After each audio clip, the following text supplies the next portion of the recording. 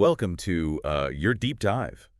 Today we're going to be tackling academic procrastination and motivation, Ooh. a topic I know you're interested in. Yes. We've got research studies, academic journal articles, the whole shebang. a lot of great material. Ready to jump in. Yeah, let's dive in. So when we talk about academic procrastination, Mm-hmm. what does that really mean? That's a good question. Because I feel like, Yeah. everyone has their own idea Yeah. of what it is. Right. It's kind of like that catch-all phrase, right? For anything from like senioritis to just like general bad time management. Right. But the research really pinpoints it down to two key dimensions. Okay. So the first one Yeah. is delaying tasks, Mhm. which we all do sometimes. Right. Think pushing back reading assignments, taking a few extra study breaks when you're writing that paper. Oh, yeah, for sure. But the second dimension is really where it gets serious, Okay. and that's missing deadlines. Uh-huh. This is when it goes beyond just inconvenience and starts impacting, academic performance. So it's not just about putting things off, it's about the consequences of that delay. Exactly. Yeah. Got it. Like the impact. But why? Yeah. Why do some students fall into this trap? That's a really good question. Is it personality, lack of skills, Okay. bad habits? Well, research shows that it's very much tied to motivation. Yeah. And there's a theory called Expectancy-Value Theory, or EVT. EVT. Mm. Okay, lay it on me. That's surprisingly helpful here. All right, I'm all ears. Hey, keep it simple, though. Yeah, please. So EVT basically says that your motivation to do anything, Mm-hmm. including schoolwork, Okay. depends on two things. Okay. One, how likely you think you are to succeed, Mm-hmm. and two, how much you value the task. That makes sense. Right. Because if I don't think I'm going to do well, Yeah, or I just don't care about the assignment, why bother? exactly. Well, you hit the nail on the head. And within that task value part, are there different pieces of that? There are. There are different flavors. Okay. So one is called attainment value, Mm-hmm. and that's all about how important doing well is to your sense of self. Okay. So for some students, acing that essay Mm-hmm. really validates them as a good student, Right. right? Yeah. For others, it's not as central. So for some people, it's like, I need that A. Yes. And for other people, it's like, hey, Exactly. C's get degrees. Yeah, yeah. What are the other flavors? So another one is called intrinsic value, Okay. and this one is all about enjoyment. Okay. Do you actually like the subject? Gotcha. Are you interested in it? Makes sense. And then there's utility value, Okay. which is how useful the task is for your future goals. Okay. So even if you hate history, Right. if you know that essay is crucial for your college application, Yeah. you might be more motivated to do it. So even if it's not fun, the practical benefit drives you. Exactly. Okay. Yeah. That makes a lot of sense.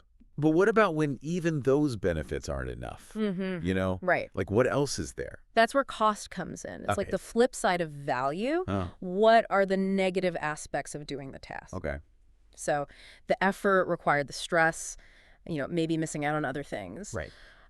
If those outweigh the perceived benefits, Yeah. then procrastination is more likely. So it's not just about ability or how much you want to do it. Right. It's about how much those downsides Yeah, feel big to you. exactly. It's that perception. Okay. Yeah. I see how all these pieces of EVT fit together. Yeah. But does this play out in research on student procrastination? It does. Like, does it hold up? It does. Okay. And that's what's really cool about it. Okay. So there's a 2016 study by Wu and Fan, Okay. and they looked at EVT and procrastination directly. And they found that students with higher self-efficacy, Mm. which is basically belief in their ability to do the task well, Okay, so confidence is key. confidence is key. Gotcha. They procrastinated less and put in more effort overall. Okay, so that makes sense. Yeah. What about those different types of task value? So Did they find anything there? they did. Okay. Students who had higher attainment value, Mm-hmm. meaning the task was tied to their sense of identity as a good student, Right. were less likely to procrastinate, Okay. especially when it came to missing deadlines. So if that essay is feeding your, good student image, Yeah, you're less likely to let the deadline slip. you got it. Fascinating. Yeah. What about cost? Yeah. Did they find that perceiving high cost leads to more procrastination? Yes, Okay. they did. So it was real. That was one of the key findings. Like all of those things kind of play into it. Yeah, they all work together. Interesting. Yeah, and it's not just limited to students either, Okay. but we can unpack that a little bit later. I'm intrigued. Good. But before we get there, let's talk a little bit more about the research on academic procrastination itself. Yeah. Like, where did this field of study even begin? All right, let's go back in time. Okay. So where does all this research on procrastination come from? Yeah. Where did it begin?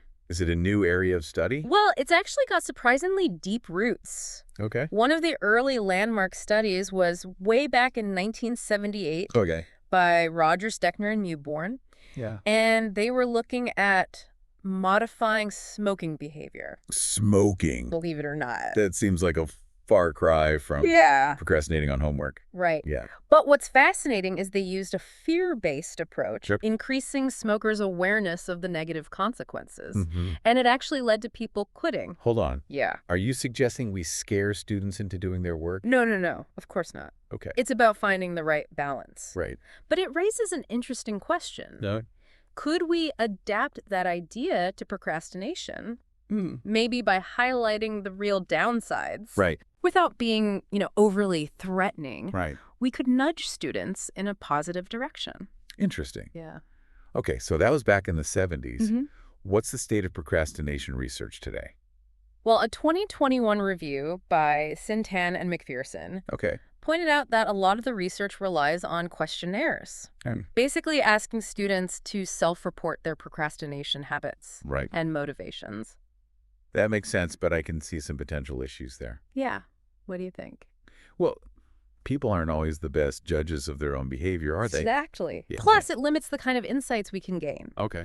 Imagine if we also had in-depth interviews or observational studies. Right. We could get a much richer picture of Yes. how procrastination plays out in real life. So more diverse research methods are needed. Exactly. Okay. Yeah. But circling back to EVT, you mentioned it's relevant beyond just student procrastination. Absolutely. Okay. There's a really interesting case study from 2020 by Renalucci, Rosenberg, and Poitras. Mm-hmm. They were looking at pre-service teachers, use of technology in the classroom. So not procrastination directly, but still using EVT Right. to understand motivation. Exactly. Okay. They found that teachers who believed technology was useful and valuable, Mm. high utility value, Okay. were more likely to incorporate it into their teaching. Gotcha.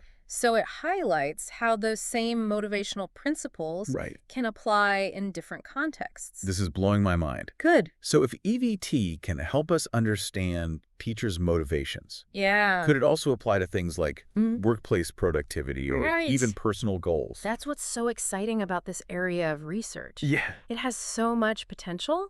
Okay. If we can pinpoint those motivational levers, Like, we can start to create environments and strategies mm-hmm. that support better performance no matter the context. Okay. But we need to remember Yeah. that research is ongoing. Right. There's always more to learn. Of course there is. Yeah. So let's bring it back to our listener. Okay.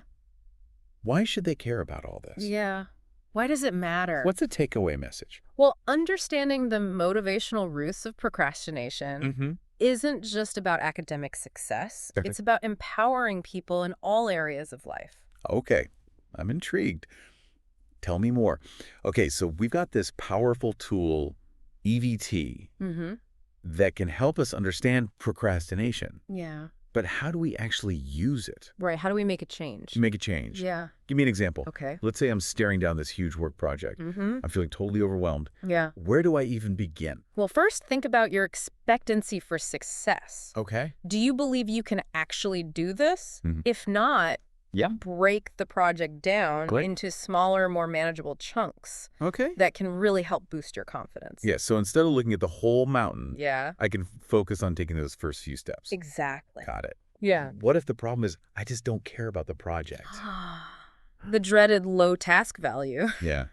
Well, in that case, try to find a way to connect it to something you do care about. Okay. Maybe it's learning a new skill Mm-hmm. or impressing your boss. Right. Maybe it's even just the satisfaction of Yeah. crossing it off your list. Checking that box. Yeah. Okay. You But what about that cost factor? Hmm. Sometimes it feels like Yeah. the effort or the sacrifice is Yeah. just too much. It can feel that way for sure. Yeah. That's where it can be helpful to kind of reframe your thinking. Okay. So instead of dwelling on what you're missing out on, Mm-hmm. focus on the benefits of completing the task. Okay. How will it make you feel? Right. What will you gain? So it's about shifting my perspective from, Yeah. oh, this is going to be so hard, to Mhm. once I finish this, I can like relax and enjoy my weekend guilt-free, There you go. you know? Yeah, Uh, that's the shift. That makes me feel better already, just Totally. thinking about it. And remember, even small changes can make a big impact. Okay. You don't have to overhaul everything overnight. Yeah, Just start with one little tweak and see how it feels. I like that approach. Yeah. This all feels so much more empowering than just Yeah. beating myself up for procrastinating. right. It's like I'm finally understanding these Oh. mental blocks that Yeah. have been holding me back. That's the beauty of understanding the science. Yeah. It takes the guesswork out of it. Right. Gives you some concrete strategies to try. I love that. Yeah, This has been such a great deep dive. it has. But before we wrap up, Yeah. I want to bring it back to something we talked about earlier, Okay. the role of the environment. Right. We focus a lot on individual strategies, Yeah. but can we really tackle procrastination Mm-hmm. without addressing like the systems we're in? That's a fantastic point. Yeah. And to be honest, it's an area where we need more research. Okay. We know individual motivation is crucial, Right. but it doesn't exist in a vacuum. Of course not. Right. Yeah. So think about it. Yeah. A supportive workplace, Mm-hmm. a well-designed classroom, Yeah. those can make a huge difference. Absolutely. Yeah. It's like trying to climb a mountain Yeah. with like a heavy backpack Yeah. versus having like a Yeah. team of Sherpas helping you along the way. 100%. So while we've given our listener Yeah. all these individual tools, Mm-hmm. it's important to remember that creating supportive environments is essential too. I agree. So it's like a two-pronged approach, Yes. individual strategies and systemic change. Love it. That's powerful. It is. Well, this has been such a thought-provoking deep dive It has. into the world of academic procrastination and motivation. It's been a pleasure. We've learned so much about the science behind why we procrastinate, Yeah. and more importantly, what we can do about it. So to our listener, we hope this deep dive has left you feeling empowered, Yes, equipped to tackle those to-do lists. with a renewed sense of purpose. Until next time, Happy learning. happy learning.